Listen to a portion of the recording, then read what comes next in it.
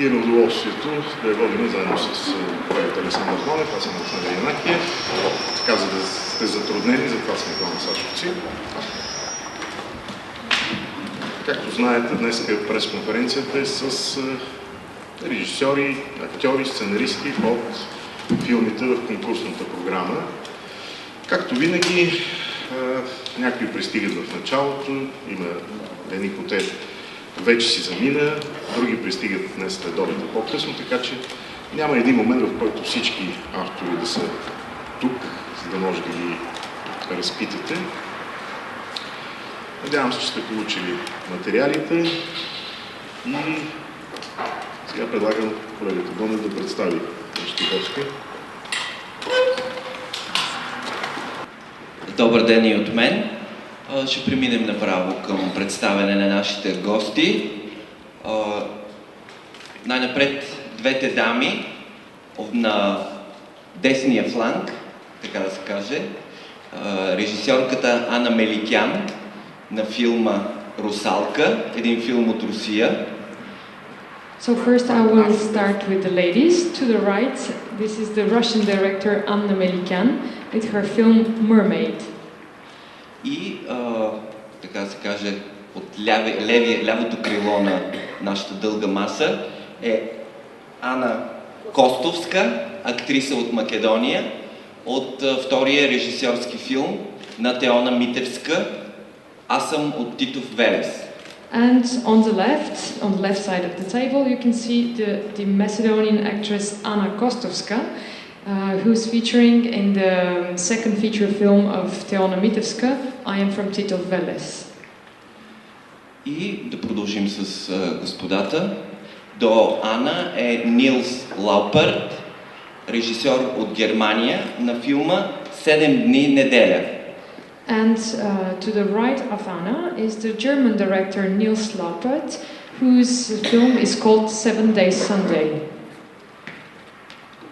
И до моя колега Александър Янакиев е Станислав Семерджиев, сценарист и продуцент на българския филм, копродукция с Съединените щати и Германия, "Авантюрата Хамлет", българският участник в конкурсната програма. To the right of my colleague Alexander Yanakiev is our Bulgarian scriptwriter and director Stanislav Semerjiev, whose film The Hamlet Adventure is a co-production of Bulgaria, Germany and the USA. До Станислав е Стефан Арсениевич, който може би много от вас познават от участието му в Омнибус филма сборника с новели "Поколение, изгубено и намерено". Негова беше последната новела. Тук той ще представи своя първи пълнометражен игрален филм "Любов и други престъпления". And to the right of Mr. Semedjev is Stefan Arsenievich. Maybe you know him from the film Generation Lost and Found, where he had one of the nobles from the film. And here he will present his feature film Love and Other Crimes. И последният гост е Александър Хан, един латвийски режисьор, който живее в Виена и работи в Виена в момента. Този филм "Лудост посред лято" е копродукция на Латвия, Великобритания, Австрия и Русия. So our last guest today is the Latvian director Alexander Han, who lives and works in Austria. His film Midsummer Madness is a co-production between Austria, Russia, Germany, and No Germany, sorry, my fault. And Latvia. И Русия. It's enough. Да, толкова държави стигат за копродукция. И за да не губим време, моят първи въпрос е към режисьорите и сценаристите, хората, които мисля, че Яна би могла да ни помогне. Защо точно тази история разказвате в момента? So my first question is, why did you choose exactly this story for your film? Good morning, first of all, and Преди всичко добро утро. So the question was why I have chosen to It was a make complicated question, but I think No, that it's- Sasha is Well, more well, capable to repeat it. First of all, I'm very happy to be here in Sofia and happy to run the competition with 7 Days Sunday, which is good. And it's my first feature film and was the result of 16 shooting days. Many of you may know that this is short time. Usually you have like 30 to 40 days for shooting feature film. And the idea to make this film, I read an article in a German magazine by a journalist, and they had this decision not to print it. And then finally another magazine decided to print this article because the story it's based on a true story, the film, and it's about two guys, two 16-year-old guys who, on a Sunday, one of them is a ministrant, and after leaving church and Първо се радвам, че съм тук с вас тази сутрин и се радвам, че моя филм 7 дни с неделя ще бъде в състезателната програма на фестивала. Филмът беше заснет за 17 дни, които за тези от вас, които са запознати с снимачния процес, знаят, че е много малко време, обикновено отнема 30 до 40 дни. А историята избрах по една статия, която четох във вестника. Първоначално тази статия е била предназначена за друг вестник, но те са се отказали да я публикуват. В крайна сметка тя е публикувана на друго място и се разказва за две момчета, и това, което те са направили един неделен следобед. So this film is based on a true story, as you may. И филмът е базиран на истинска история. And they didn't want to print the article because it was the story or the article was written without any try to make an explanation about the motivation of these two guys. So there was no motivation shown. И тази статия фактически не са искали да я публикуват, защото не е било достатъчно добре обяснена мотивацията на момчетата за тяхната постъпка. And for me that was the most interesting point. А за мен най-интересното в случая, because I thought if you try to explain murderer, беше, че ако се опиташ да обясниш едно убийство и мотивите на убиеца, you always try to excuse things and to argue for the murderer. Винаги се опитваш да си обясниш по някакъв начин нещата и едва ли не да оправдаеш убиеца. So when I met all the TV editing commissioners who, because we did this film without a TV station, without a TV station. Ние направихме този филм без телевизион, без помощта на телевизион, без подкрепа от телевизионните станции. Because all the editing commissioners, they try to tell me you have to show a motivation, to show why they behave like this, why they don't regret. Защото хората, които дадоха парите, искаха на всяка цена да покаже мотивацията на героите и тяхното разкаяние. And yeah, that was for me like I don't know, let's say lean cuisine.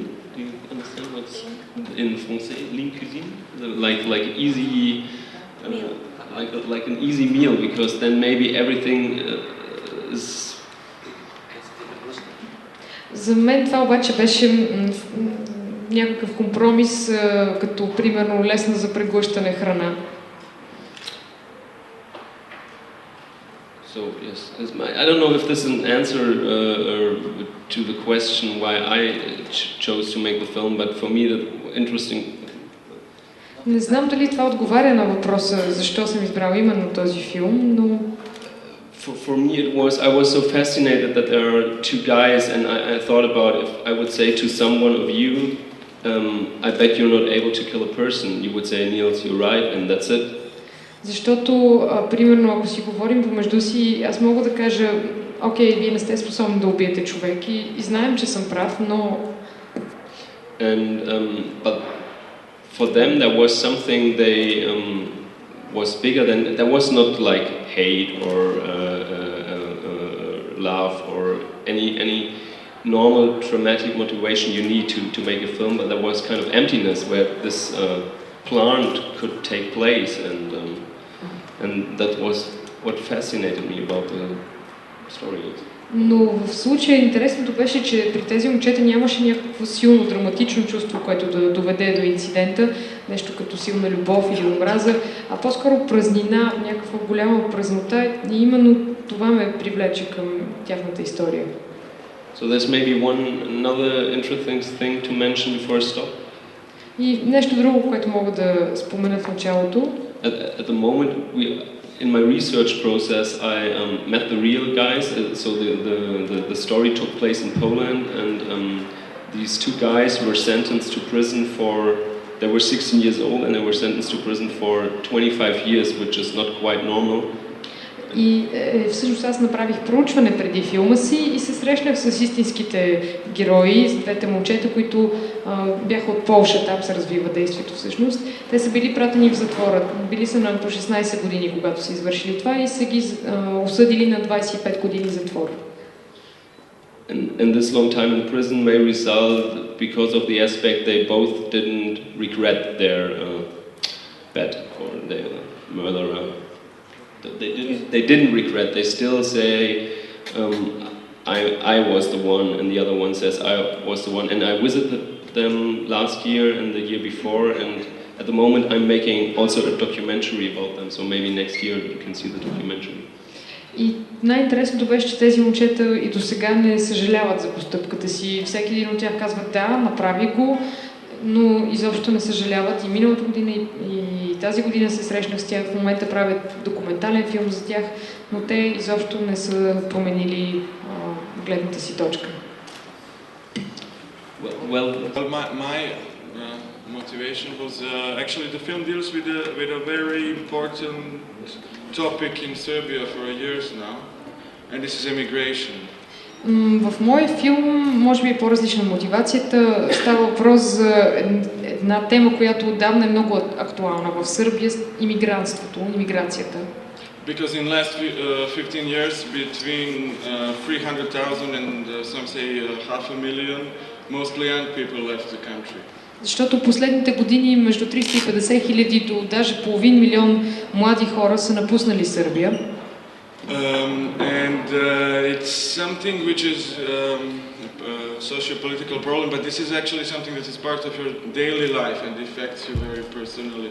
И това от една страна е социално-политически въпрос, но от друга страна присъства в живота на хората, ежедневието им и по някакъв начин лично ги засяга.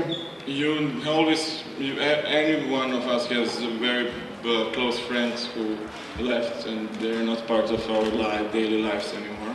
Всички от нас имат близки приятели, които са напуснали страната и ги няма в живота ни вече.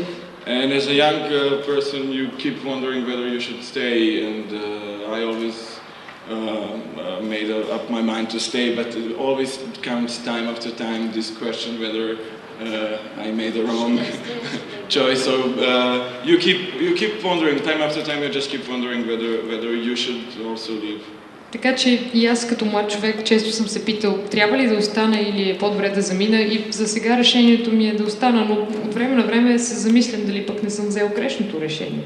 So this is one reason, and the other reason is actually I know this real life story about a woman who part of her job was to at some point take the big amount of money from one point to another, and she just never appeared to another point. She just packed her things and left the country with this a lot of money. А пък другата част от историята, която как ми хрумна всъщност сюжета на филма, е, че четох някъде за жена, чиято професия се състоява в това да пренася пари от точка А до точка Б, и един ден тя просто не е стигнала до точка Б, събрала си я багажа и изчезнала, напуснала страната с всичките тези пари. And I guess this is something, whenever I tell the story, everybody kind of smiles, and I realize that this is something that all of us are thinking about or dreaming about at some point that we could do. И всъщност, винаги като разказвам тази история, забелязвам, че хората се усмихват, което ми говори, че май всеки от нас в един момент си мисли дали пък да не го направя и аз. But we never do, and she was very courageous to do that. А ние никога не стигаме точно до това действие, докато момичето от филма в крайна сметка постъпва смело и го прави. And she was in the late 30s, and I just kept wondering how you make up this decision, how was her life before, and especially how was the last day, on the day that she knew that she's going to leave, and seeing the people and places that was part of her life for the last time. А героинята във филма ми е в края на 30-те си години и за нея сигурно е било много трудно решение, затова аз дълго мислих как е минало времето и преди това, какво се случи, особено последния ден преди тя да замине, как си събирала нещата, сбукувала се. So I tried to make a film about this character in one day to show up the whole, out of one day to show the whole life of her. Така че направих филм, в който в рамките на един единствен ден показах целия живот на тази жена. And also to mirror the situation in Serbia nowadays. И по някакъв начин отразих и ситуацията в Сърбия в момента. And to pose questions and not give answers because I don't know the answer to these questions. И на двата въпроса не мога да отговоря, защото нямам отговори за тези въпроси. Так, я надеюсь, я сам еще не разучился, поскольку в Латвии по-латышски больше говорят. Но я по-латышски сам не умею. Я уехал из Латвии, когда мне было 10 лет, и немножко забыл этот язык. Я хотел сделать фильм про Латвию, потому что Латвия не Литва. Така. So, let's just generalize. I will speak in Russian, though maybe I forgot the Russian already because I was born in Latvia, but I left it when I was 10 years old. I don't speak Latvian either, but anyway. So, let's start from the beginning, the story. I wanted to make a film about Latvia. This is not Lithuania, it's Latvia. This is the main. И это самая главная вещь, которую я хотел миру придать. Что такое Латвия? И в Латвии есть один красивый маленький праздничек.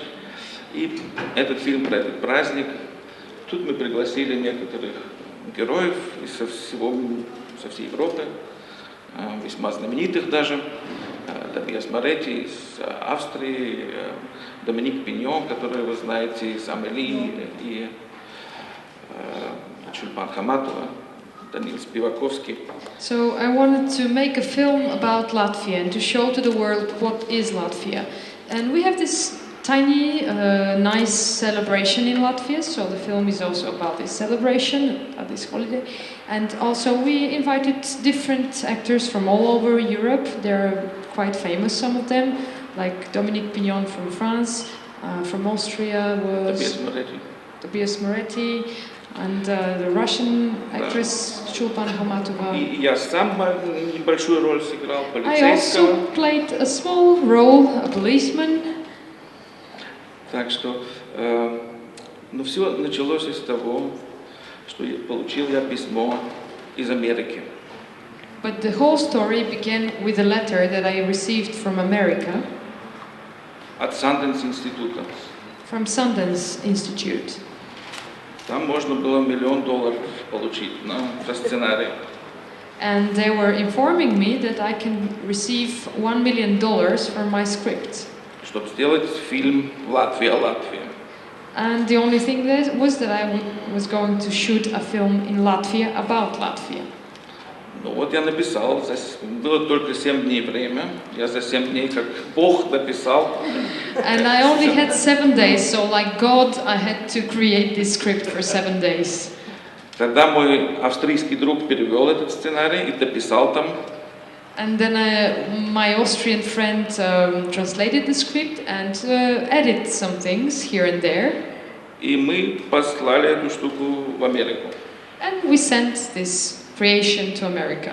И нам ее обратно послали. And they resent it back to us. И вот у меня сценарий на английском языке оказался. And then my script turned out to be in English. Тут сидит мой друг Александр Визер. My Austrian friend Alexander Wieser is here. Он помог мне найти австрийского продюсера. And he helped me find an Austrian producer. Который 70% бюджета в Австрии достал на этот фильм. Who managed to find 70% of the budget in Austria. Это здорово. And this is just great.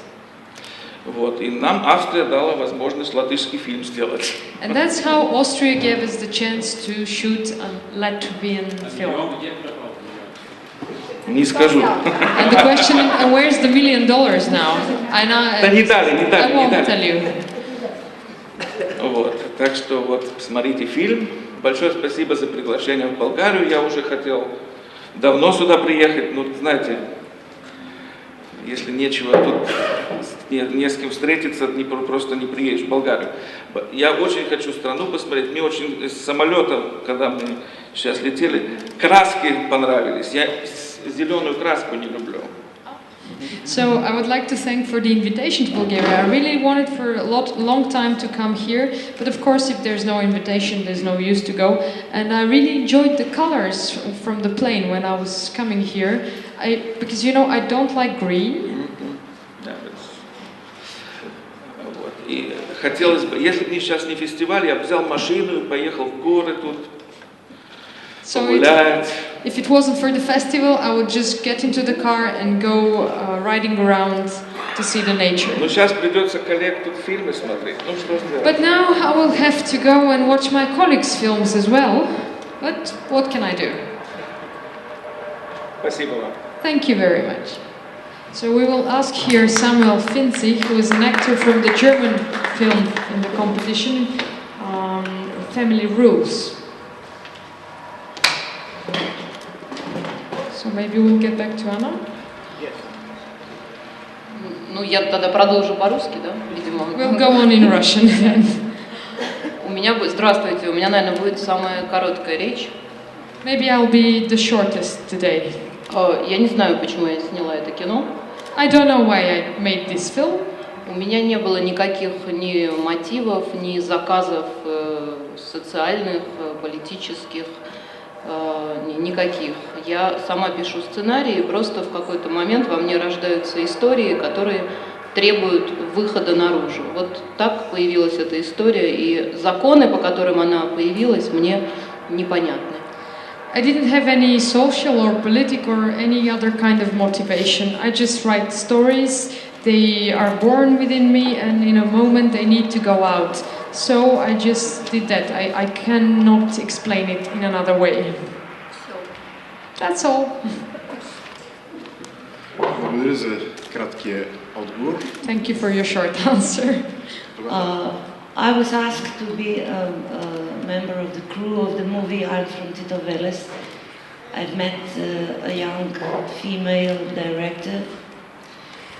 First, I read the script, and my first thought was, apropos your question, why do you do something? Why do you choose some story which provoked you personally, and then you want to tell it by film? So my first opinion was, who's gonna be interested about 3 girls in some forgotten place on earth? There is such a little human dramas everywhere, every day. It doesn't matter if it's on which continent it is or wherever. I'm speaking in... Да, но някои журналисти може би ще има превод.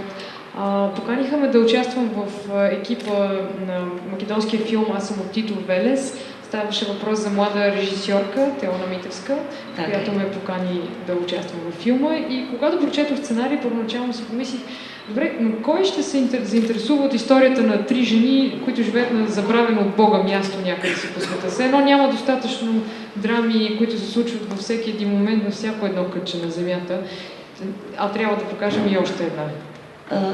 And then I realized that living in these areas in the last 15-20 years, like Stefan said, I also used to live in Serbia and Macedonia. There's not much different of the difficult nearly 20 years of transition. But because those girls, Labina and Teona, they live in Europe, in so-called open Europe, and their point of view was was transferred to me in a way. Всъщност, аз знам какъв е живота в тази част от света през последните 15-20 години. Той никак не е бил лек. Както в Македония, така и в Сърбия съм живяла и знам за какво става въпрос. Но Теона и Лавина, двете сестри, те живеят в така наречената Европа, Западна Европа. Отворената Европа и имат друг поглед върху нещата. And I realized that, and because of the crew of the film were also from all over the world, I realized that I forgot to think and to get involved with the simple stories.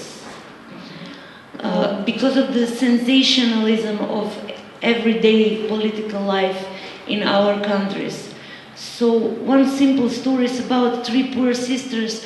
For me it was like, you know, who cares about them? I am living that kind of life. I mean, I can tell a story about my life. А останалата част от екипа също беше интернационална, имаше хора от различни държави. И в един момент аз си дадох сметка, че вече не се замислям и не обръщам внимание на простите истории в живота.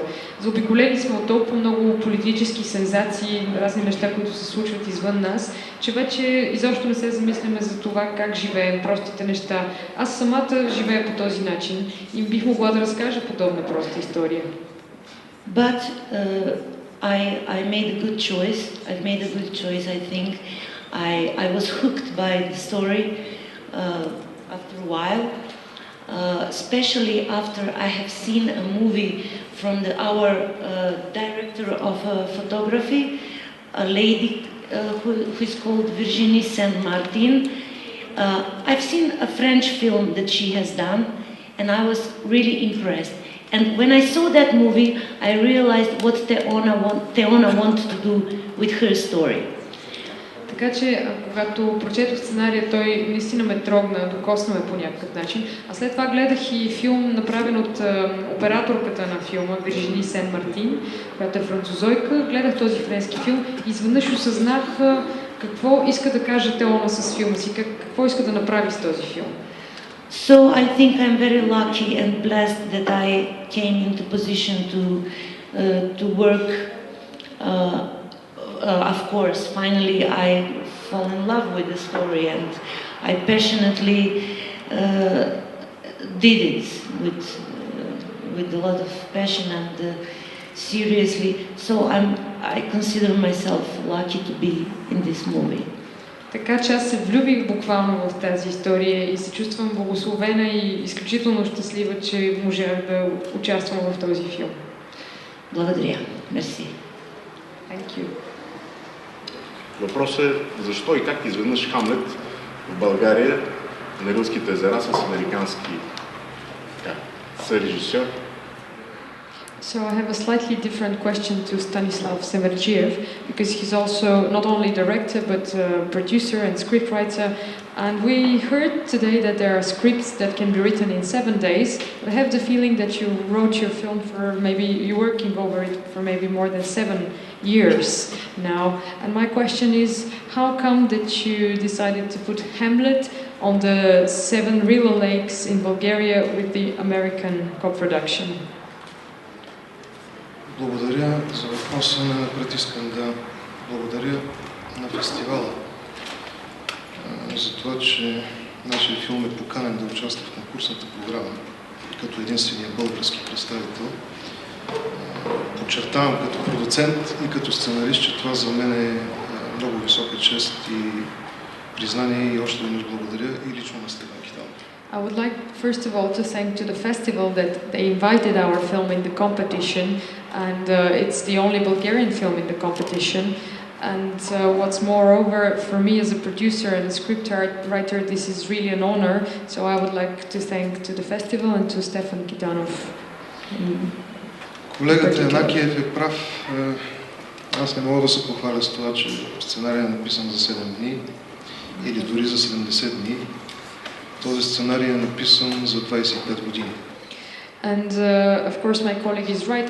I can't say that, I can't praise that my script was written for 7 days, even for 70 days. Actually, it took me about 25 years to write it. Първата версия на сценария датира от 1983 година. The first draft of the script was made in 1983. Когато написах този текст, имаше двама души, които ме подкрепиха за това, че той може да се превърне или в пиеса, или в сценарий. Това бяха моите професори Снежина Панова и Неделчо Милев. And when I first wrote the draft, there were only two persons who supported me, telling me that this can turn out to be a film or a play. And these were my professors, Nedelcho Milev and Snežina Panova. Аз бях студент в първи курс в надфис и имах големи мечти и идеали. Then I was studying my first year in the Theatre and Film Academy in Sofia, and I had big hopes and big dreams. В някаква степен, вероятно, се родеех с Хамлет, отъждествявах с Хамлет, защото виждах, че той има такива големи мечти и идеали. Хамлет беше третата книга, която съм прочел в живота си след Робинзон Крузо и Пипи Дългото чорапче. And actually I felt quite similar to Hamlet, because he also had these big dreams and hopes. And Hamlet was the third book that I read in my life after Pippi the Longstocking and Robinson Crusoe. Тогава все още беше жив професор Любомир Тенев, големия български театрален критик, който прочете текста и каза: този текст със сигурност сега не може да бъде направен нито на пиеса, нито на филм. Най-рано, може би след 20 години. And then the great Bulgarian critic Ljubomir Tenev, he wrote this script and he told me it's not the right moment to make a play or even a film out of this script. Maybe in 20 years. Той се оказа абсолютно прав, защото продукцията на този филм започна в 1999 година, т.е. 16 години след написването на сценария, а филма завършва 2008 година, т.е. 25 години след написването. And he turned out to be absolutely right, because actually the production of the film began in 1999, which is 16 years after the script, and we finished production in 2008, which is exactly 25 years after I made the script. Тогава и тримата мои професори също така ми казаха, че този сценарий или този текст със сигурност ще претърпи много промени, докато стигне до някакъв финал. And back in those days, my teachers both told me that this script is going to go through many transformations until it reaches its final image. И се оказаха прави, защото текстът претърпя 95% промени. And they were also absolutely right, because it had about 95% of transformation until it reaches the final stage.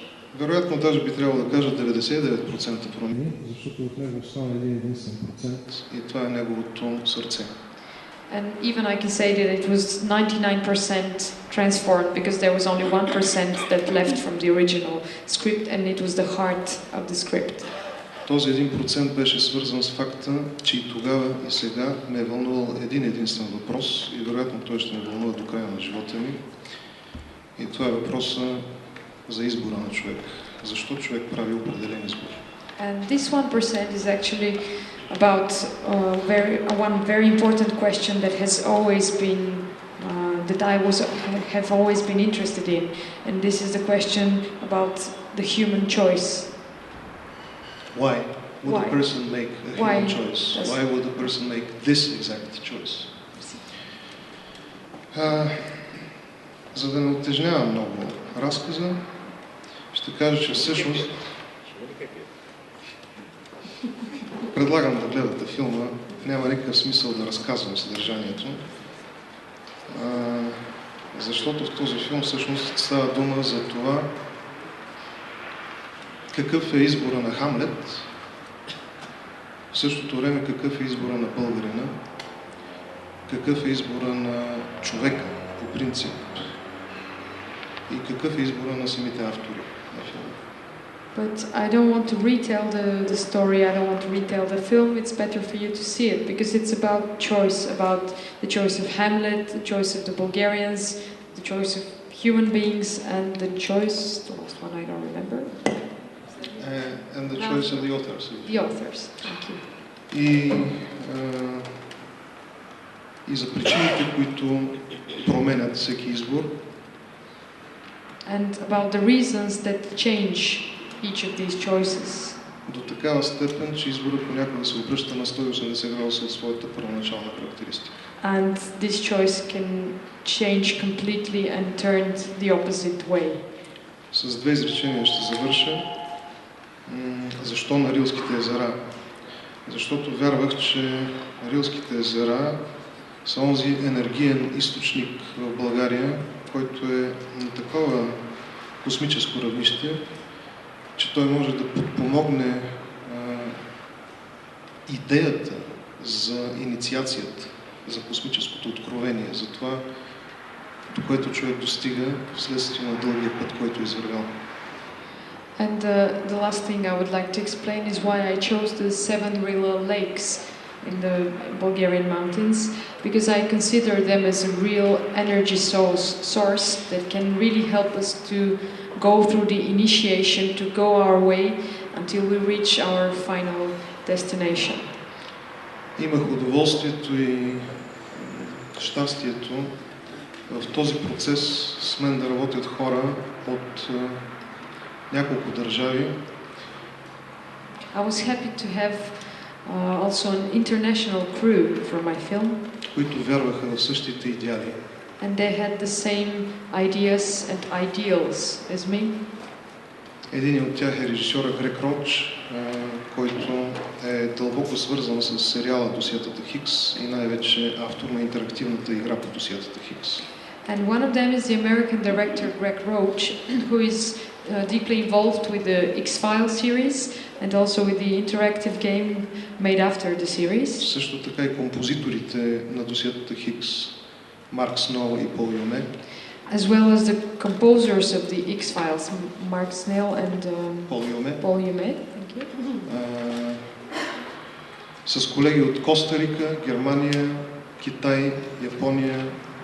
There were colleagues from Costa Rica, Germany, China, Japan. С колеги, които тогава бяха българи, но в момента вече са граждани на други държави. Голямата част от тях са вече граждани на Испания, на Франция, на Канада и на Австралия. And some colleagues that back in those days they were still Bulgarians, but now they're citizens of other countries like Australia or Canada, France, Spain. Слава Богу, някои от тях ще дойдат специално за премиерата утре. But thank God some of them will come especially for the premiere tomorrow. Всичките тези хора и до ден днешен вярват, че този проект е бил най-важното нещо в техния живот. And some of these people still believe that this project was one of the most important things in their lives. Може би защото всички те направиха своя избор вследствие на този проект. Maybe because all of them made their choice after this project. Не виждам нужда повече да обяснявам. Благодаря. I don't see any more need to explain. Thank you. You mentioned your teachers, and you yourself are a professor of playwright and also head of the National Film and Theatre Academy. And are there any of your students that offer you scripts that you can say, yes, they can be realized in 20 years? За тяхно голямо щастие не. For their own sake, no. Проектите, които те ми предлагат, могат да бъдат реализирани сега. Their projects, the ones that they're offering to me, can be realized right now. Студентите, които имам, са изключително талантливи. My students are extremely talented. Хора с много богата култура и душевност. And they're people with very rich culture and spirits. И аз се опитвам да ги подкрепям да направят своите проекти сега. And I try to support them, to encourage them to make their project right now. Защото, повярвайте ми, 25 години са твърде голям период. Because believe me, 25 years is too long. В човешкия живот. Too long for a human life. Just a small question. Is there a connection between the 7 real lakes and the cosmic energies that we mentioned and the White Brotherhood? Искам да подчертая, че ние по никакъв начин не сме се влияли от идеите на Бялото братство, когато работихме върху този проект, макар че аз изключително много уважавам тези идеи. I just want to underline that we weren't influenced by the ideas of the White Brotherhood when we were making the script and this film, but I deeply respect this tendency, this brotherhood. Косвено, вероятно, има дълбока връзка между двата проекта. Проекта Бяло братство и проекта Хамлет. And maybe indirectly there is a deep connection between both projects, the project the Hamlet Adventure and the project White Brotherhood. Защото когато различни хора отидат на едно и също място и се чувстват по един и същ начин, очевидно има неща, които ги сближават. Because if different people go to the same place and they feel the same, obviously there is a connection. Но в този филм няма нито музика, нито танци, нито ритуали, които да имат каквато и да е връзка с Бялото братство. But in our film there is no music or dances or rituals that are connected in a way to the White Brotherhood. Има само една изключителна благодарност към братята за това, че те ни позволиха да снимаме на местата, които за тях са свещени. There's only our tremendous gratitude towards the White Brothers who let us, who permitted us to take pictures and to shoot at the places which they considered as sacred. И че те проявиха търпимост към това някой друг да приемат тези места за свещени по свой собствен начин. And that they were tolerant enough to let other people consider their places as sacred in their own way. Самуел изпълнява главната роля в този филм от конкурсната програма и освен това играе в още един немски филм, съвсем нов немски филм, който имаше премиера преди може би месец в рамките на фестивала в Берлин. Но тук той участва на тази пресконференция като представител на филма от конкурсната програма на Марк Майер за семейните правила и за важността на семейството. So Samuel is a representative of two films in the festival program. One of them was premiered at Berlin less than a month ago, and it's called In Between the Days. But actually at this press conference he will present Mark Meyer's film that participates in the competition, Family Rules. Въпросът е защо? Аз ще ви говоря на немски сега. He said he would speak in German. Добре. Сега... Сега... Чувал съм първо как Марк отговаря на подобен въпрос няколко пъти. Значи той... Ще почне това. Ние живеем в Берлин, в един квартал на Берлин, който се казва Пренцлауер Берг. Пренцлауер Берг е прочут с това, че може би квартала в Европа с най-високата раждаемост и наистина има, не знам колко деца на глава, се падат на глава от населението на този квартал. Наистина пълно с деца, бебешки колички и бременни майки или бащи, носещи децата, бременни бащи. So I would to answer the question why exactly this story, I will try to answer the way I've heard Mark answering before. First of all, we live in Berlin together with him, and we live in the same neighborhood. It's called Prenzlauer Berg. Thank you. And it's very famous. This neighborhood is famous for the high level of nativity. So there are many babies, pregnant women, pregnant fathers, kids, and lots of kids everywhere. И освен това и квартал, ако да правим някакъв паралел, нещо като Notting Hill в Лондон. Има такива много артисти. So it's like Notting Hill in London. It's very artistic. There are many artists living there. В всеки случай ние се оказа, че живеем през три къщи, не се познавахме. Когато той ми даде този сценарий, добре, айде, ще се малко. И след това, значи, той казва така. На него му писнало да вижда по улицата цялата тая маса, самия той е ген. И решил да напише сценарий, в който да се занимае с структурата на тази основна единица на обществото, както е прието да се казва тук. Въобще, възможно ли е такова нещо? Възможно ли е да се постигне щастие в една такава малка общност, наречена фамилия? So, actually Mark lives quite near my place, but we didn't know each other before the film. And when he started, he said that he wanted to, because he was sick and tired to see all these babies and families all around the place. Himself, he's a bachelor, he's not married. But he really wanted to make a research and find out, is it possible to be happy within this small community, the family? И написани сценарии, и така даде ми го, аз си го участвам. Сега, моята мотивация беше, че когато прочетах материала, аз си казах, че той дава възможност не само да се говори за това какво е семейство, това лично мене пък не ме интересуваше, за мен той създаваше една парабола въобще към за обществото.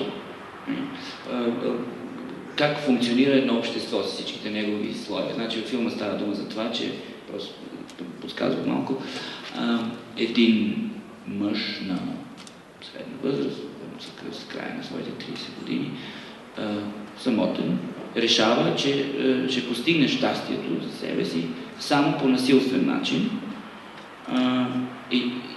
Т.е. той отвлича непознаващи се членове на семейството. Имам преди, той отвлича една дъщеря, бебе, куче, баба, дядо и син. Затваря ги в едно празно жилище и се мъчи да ги убеди в това, че само по този начин човек може да постигне истинското щастие. Нещо като един съвременен Сизиф. So the film is actually not so much about the family as a dissection of family, it's more about society and the different levels of society and how it functions. And I will just tell you briefly the story. It's about a young, well, not so young man in the end of his 30s who is lonely and not so happy, and who decides that the only way to achieve happiness is quite violent, so he kidnaps different people to bring them together and form in an artificial way a family. So he kidnaps grandmother, grandfather, daughter, son, wife, and even a dog and a baby.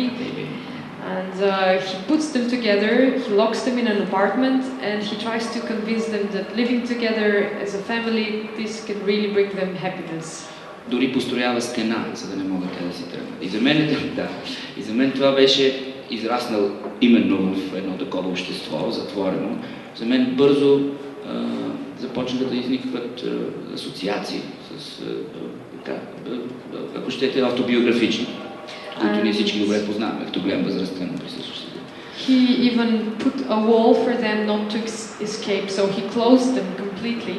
And for me personally, it gave lots of associations, because we all live in this kind of closed society, and all of us know how it feels to be there. Това, което ми хареса, е, че това е разказано по един трагикомичен начин. Вие ще прецените дали да получим. Когато видите филма.